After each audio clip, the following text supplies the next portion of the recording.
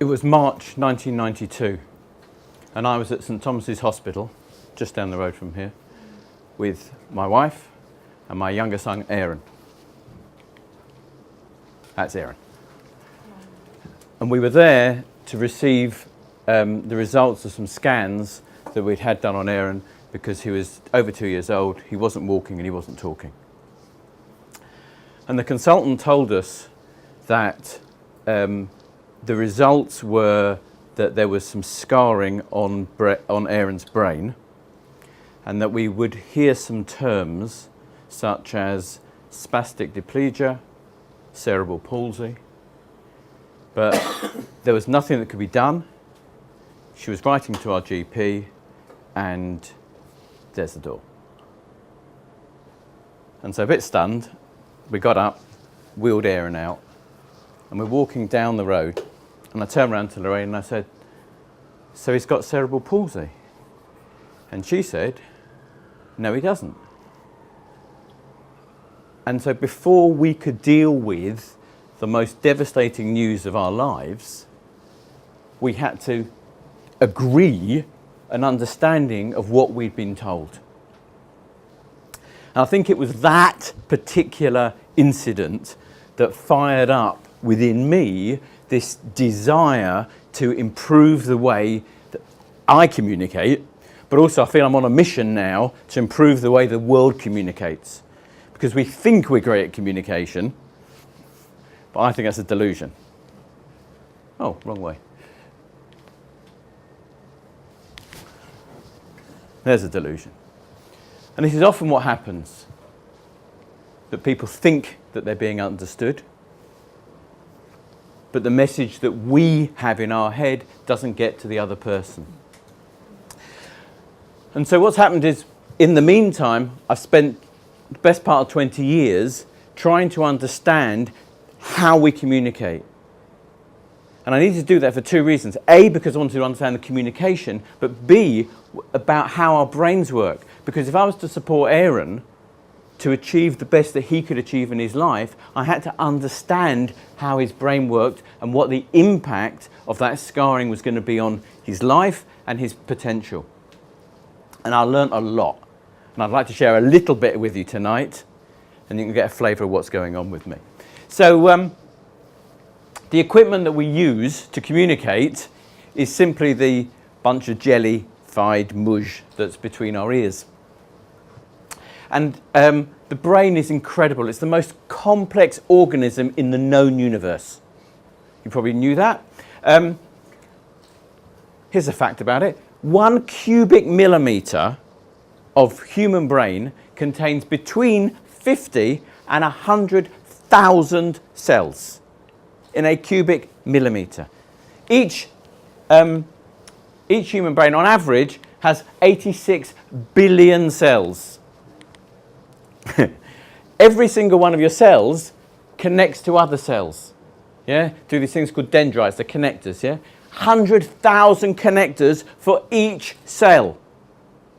And every time we have an experience, we form new connections that produce a difference in the architecture of our brain, which is why every single one of us is unique. Our brains and our experiences produce something that's unique, which means that the key thing, the key attribute of human brain is what it's called neuroplasticity, its ability to learn. And that thing was absolutely crucial for me with regard to Aaron. Would he be able to walk and talk when the natural way that our brains work wasn't there, because that's where the scarring was? And what I learned with people with cerebral palsy is, depending on where the scarring is and depending on the extent of the scarring, would depend on the disability and the impact. But what we have is the most amazing tool.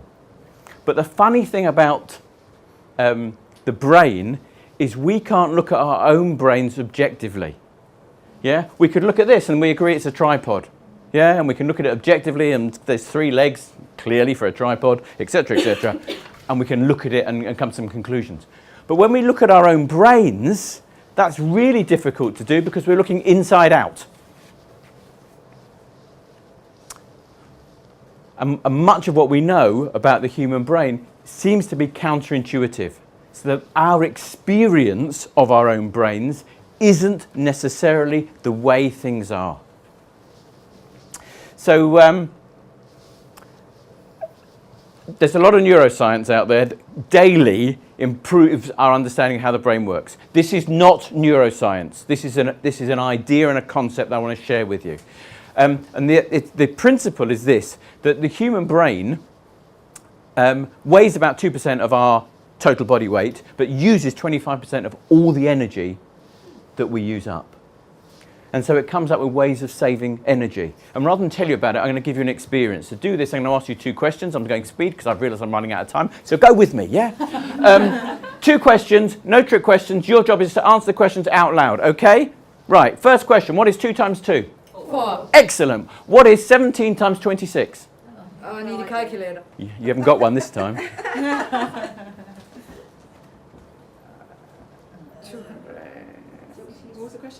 17 times 26. Okay, so what you've done is you've used these 2 different systems. Yeah, the first system, 2 times 2, you just knew it. It's easy. If I ask you what the capital of France is, you say? Paris. Lovely. What's your mother's maiden name? You're correct. Yeah? You know all this stuff because your system 1, as it's called, is very fast, uses very little energy, and it's always on. Always on. And it's vigilant for danger. That's fight or flight stuff we talked about earlier. That's system 1, lives in there. System 2, for us, clearly, here in the room, mental arithmetic. Maybe some people can do 17 times 26 like that. It's not a problem. It's not fixed. But if it takes more energy, and that's the thing about system 2, it takes more energy, it's slower, and it's often in what we like a standby mode. Clearly it's not, but it has to be fired up.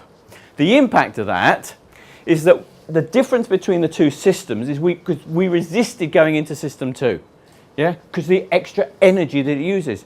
So in theory, answering I don't know makes entire sense from an energy management perspective.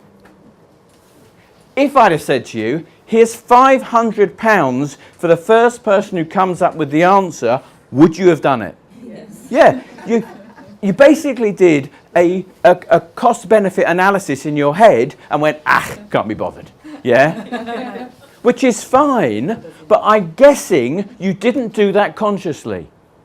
And that's the issue, is this stuff happens unconsciously. And they'll run through some attributes of each of the systems. So system 1, we do a lot of assuming. We have expectations, there's unconscious bias, we influence people, and there's limiting beliefs. All live here, which can produce some negative results. It can produce some positive results, which is why we keep doing it. But system 2, which is where all of these lovely benefits occur, where there's trust and openness and there's collaboration and your best part of your empathy and your greatest creativity is all in system 2. But a lot of the time we're in system 1 because it uses up less energy and also because we're under threat. That's another subject.